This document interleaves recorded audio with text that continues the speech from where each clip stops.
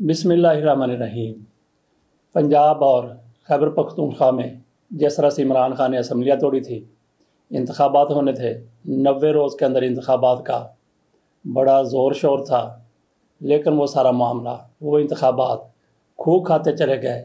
अब बात हो रही है आम इंतखाबात की, जो अक्टूबर में होंगे, सितंबर में होंगे या नवंबर में होंगे। नवंबर तक तो मेरा ख्याल है कि नहीं जाएंगे। कुछ लोगों की तरफ से अब भी यकीन नहीं किया जा रहा कि ये इंतखाबात, इन असम्बलियों की मुद्दत 13 अगस्त को पूरी होनी है, उसके बाद इंतखाबात होंगे या नहीं होंगे। कुछ लोगों की तरफ से कहा जा रहा है कि 6 महीने का सेटअप आएगा, कुछ कहते हैं कि साल का आएगा, कुछ कहते हैं कि 2 साल का आएगा। लेकिन इस हवाले से यकीनी तौर पर कहा जा सकता है कि ये इंतखाबात एक रोज़ के लिए भी मौखर नहीं होंगे।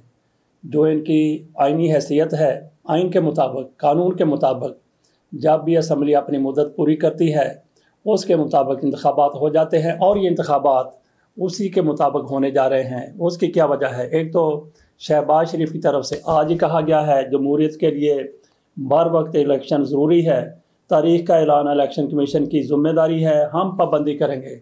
ये शहबाज शरीफ साहब की तरफ से कहा गया है, पाकिस्तान के वज़ीर आज़म हैं।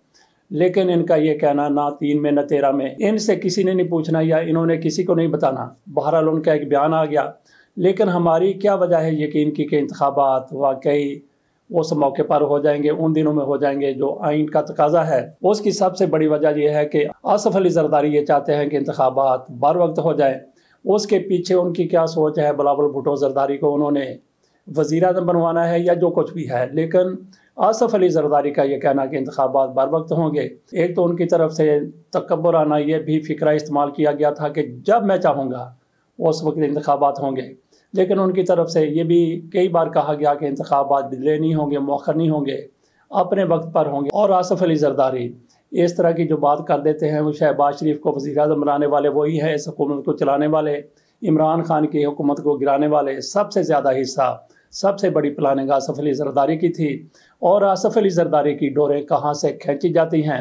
हमारे दोस्त हैं साजिद खान साहब, उनकी तरफ से कई बार ये कहा गया है कि आसिफ अली जरदारी की डोरें अमेरिका की तरफ से खींची जाती हैं। वो अमेरिका जिसको आसिफ अली जरदारी की तरफ से एक मौके पर यह शिकायत लगाई गई थी कि जर्नैल मुझे काम नहीं करने देते, इनका कुछ बंदोबस्त करें, और उसके बाद मामला बड़ा हाईलाइट हुआ था। और वही आसिफ अली जरदारी, इन्होंने एक मौके पर कहा था कि मैं पाक फ़ौज की जर्नैलों की ईंट से ईंट बजा दूंगा। और फिर ईंट से ईंट बजाने से पहले आसिफ अली जरदारी साहब पाकिस्तान से बाहर चले गए। उस वक्त तक पाकिस्तान नहीं आए जब तक इनको यकीन नहीं हो गया कि अब हालात बिल्कुल साजगार हो चुके हैं। बात हमने ये करनी थी कि इंतखाबात, आम इंतखाबात अपने मौके पर होंगे, अपने वक्त पर होंगे, अपने टाइम पर होंगे।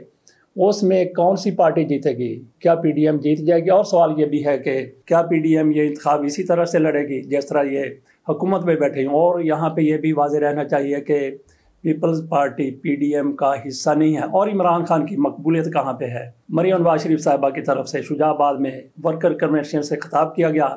इस मौके पर उनकी तरफ से भी इमरान खान पर शदीद तनकीद की गई, जिस तरह से पहले वो तनकीद करती हैं। और अब तो मरियम नवाज शरीफ साहिबा तकब्बर के आसमान पर बैठी हुई हैं। उनकी तरफ से कहा गया फ़ौज के ख़िलाफ़ बगावत के लिए निकलने वाला आज मुज़ाकरात की भीख मांग रहा है।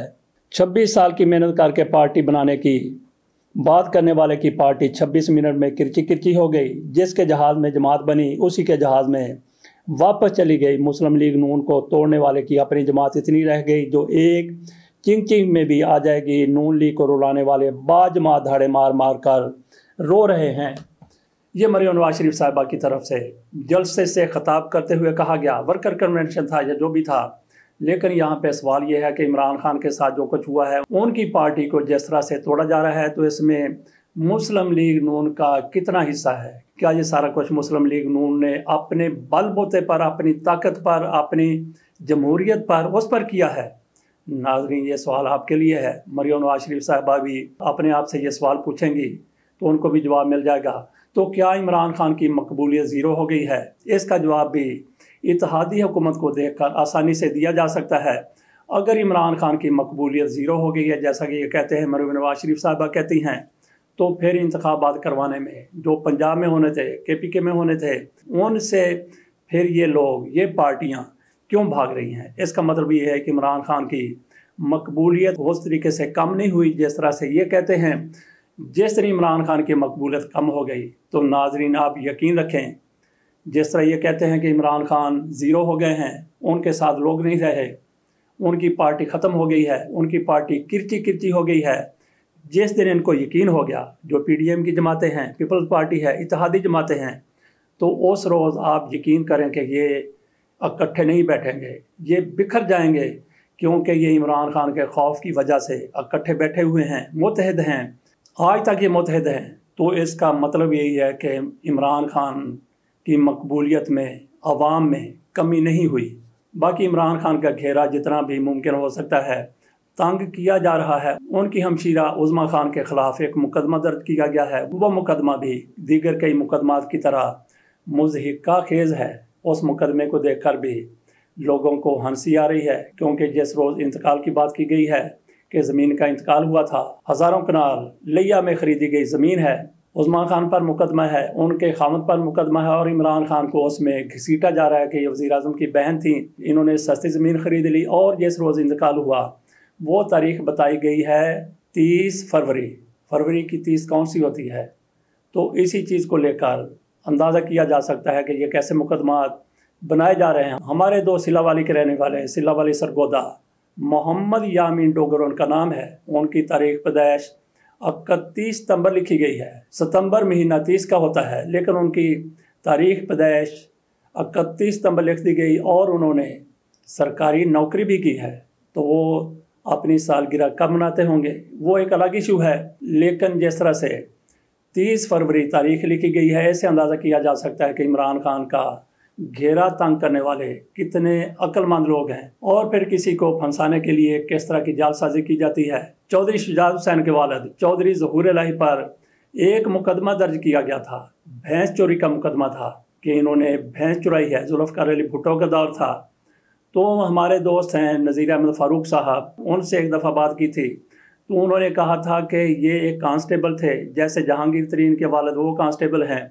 जहांगीर तरीन और चौधरी शुजात हुसैन ये सिपाही भाई हैं, उनके वालिद भी कांस्टेबल थे, इनके वालिद भी कांस्टेबल थे। बहरहाल चौधरी ज़हूर इलाही पर भैंस चोरी का मुकदमा दर्ज किया गया, और नज़ीर अहमद फ़ारूक कहते हैं कि एक पुलिस कांस्टेबल, एक सिपाही, उस पर मुकदमा उसकी औकात के मुताबिक ही दर्ज किया जाना था, तो उस पर भैंस चोरी का मुकदमा ही बनता था। बहरहाल चौधरी ज़हूर इलाही के साथ जो कुछ भी हुआ था, लेकिन जो लोग ऐसी चीज़ों को मैनेज करते हैं वो वहाँ पे उसी तरह के बैठे हुए हैं जो जुल्फ़िकार अली भुट्टो के दौर में 70 की दहाई में बैठे हुए थे, और आज भी ऐसे ही लोग हैं जो अक्ल से मावरा मुकदमा दर्ज करते हैं और अपने लिए भी जग हंसाई का बायस बन जाते हैं, हुकूमत के लिए भी, ज़िम्मेदारों के लिए भी। बाकी हमने बात की थी इमरान खान की मकबूलियत की। अगर इमरान खान की मकबूलियत वाकई गिर गई होती तो ये लोग कब का इलेक्शन करवा चुके होते।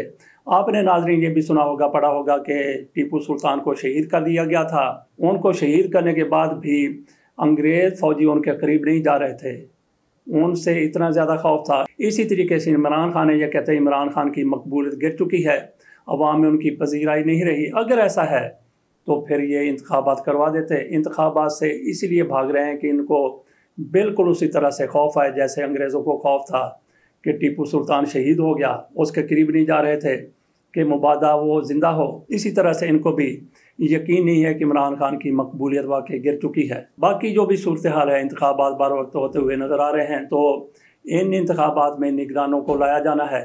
तो आज पाकिस्तान में जिस तरह से अदम इस्तेहकाम है वो पूरी दुनिया के सामने है। पाकिस्तानी भी उससे कितने परेशान हैं, इसी वजह से मुश्त डूबी हुई है। तो इस अदम इस्तेहकाम को किसी हद तक कम किया जा सकता है। वो किस तरीके से कम किया जा सकता है, आप लोग जो ज़िम्मेदार हैं वो निगरान ऐसे लाएं जो वाकई निगरान हों, जो गैर जानबदार हों, उनकी जानबदारी पर कोई उंगली ना उठा सके।